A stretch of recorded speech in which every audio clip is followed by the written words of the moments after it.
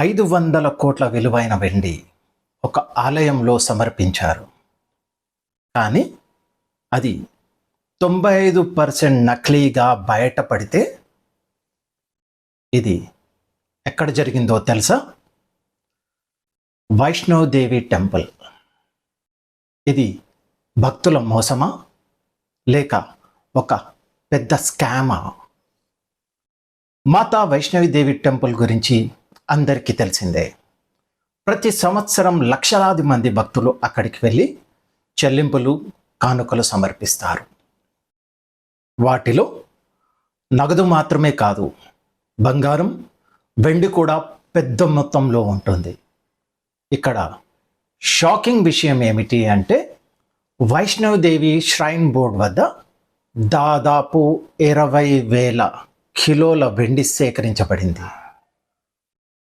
ప్రస్తుతం వెండి ధర కిలోకి సుమారు 2.5 లక్షలు. అంటే మొత్తం దాని విలువ దాదాపు 500 కోట్లు. అదే ట్విస్ట్, ఈ వెండిని కరిగించడానికి ఒక ప్రభుత్వ మింట్కు పంపించారు. అయితే చివరిగా పంపించిన 70 కిలోల వెండిని కరిగించగా ఆశ్చర్యకరమైన విషయం బయటపడింది. అందులో కేవలం 5% మాత్రమే నిజమైన వెండి. మిగతాది అంతా 95% నకిలీయే. అంటే 70 కిలోలో కేవలం 3 కిలోలే అసలైన వెండి. 500 కోట్ల విలువ అనుకున్న వెండి ఇప్పుడు కేవలం 25 నుంచి 30 కోట్లకు పడిపోయింది. నకిలీ లోహం ఏమిటో ఇప్పుడు మనం తెలుసుకుందాం. ఈ వెండిలో కలిపిన నకిలీ లోహం పేరు కాడ్మియం. ఇది సేమ్ వెండిలాగే కనిపిస్తుంది, కానీ చాలా చౌక. ఇది కిలో ఎంత అనుకుంటున్నారు?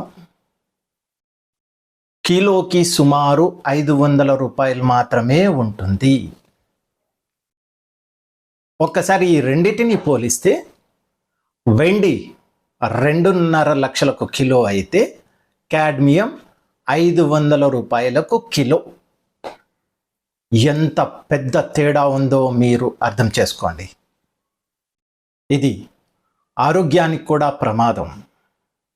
ఇండియన్ స్టాండర్డ్ బ్యూరో నియమాల ప్రకారం కాడ్మియం వాడకం నిషేధం. ఎందుకు అంటే ఇది చాలా విషపూరితమైన లోహం, ఆరోగ్యానికి చాలా ప్రమాదకరం. అసలు ఇది ఎలా జరిగింది?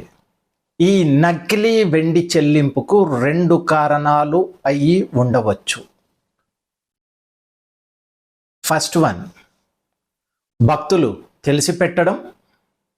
కొందరు ఉద్దేశపూర్వకంగా నకిలీ వెండి సమర్పించి ఉండవచ్చు, లేదా తెలియకుండా కొనడం. ఎక్కువ మంది భక్తులు వారు కొనుగోలు చేసిన వెండి నకిలీది అయ్యి ఉండవచ్చు. ఇంకో పాయింట్, ఇక్కడ స్థానిక దుకాణాల పాత్ర కూడా ఒకసారి ఆలోచన చేయాలి. ఆలయం చుట్టూ చాలా షాపులు ఉంటాయి. అక్కడ వెండి నాణాలు, వస్తువులు కూడా అమ్ముతారు. చాలామంది భక్తులు అక్కడే కొనుగోలు చేసి ఆలయంలో సమర్పిస్తారు.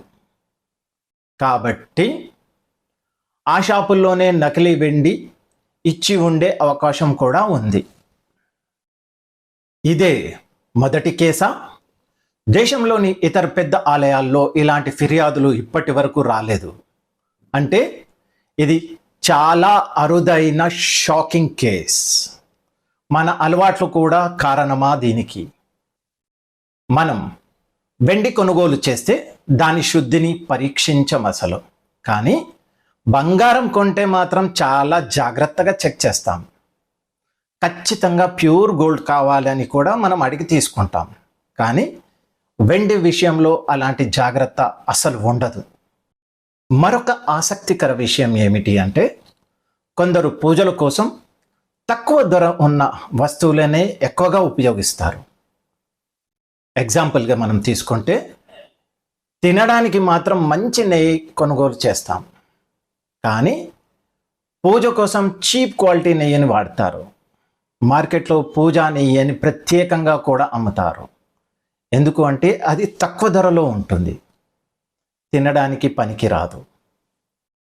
ఇక ఫైనల్ పాయింట్ ఏమిటి అంటే, ఇంత పెద్ద పవిత్ర స్థలంలో భక్తి పేరుతో సమర్పించిన వెండి దాదాపు మొత్తం నకిలీగా ఉండడం నిజంగా ఆశ్చర్యకరం మరియు ఆందోళనకరం. ఇది మనకు ఒక పెద్ద పాఠం చెబుతోంది.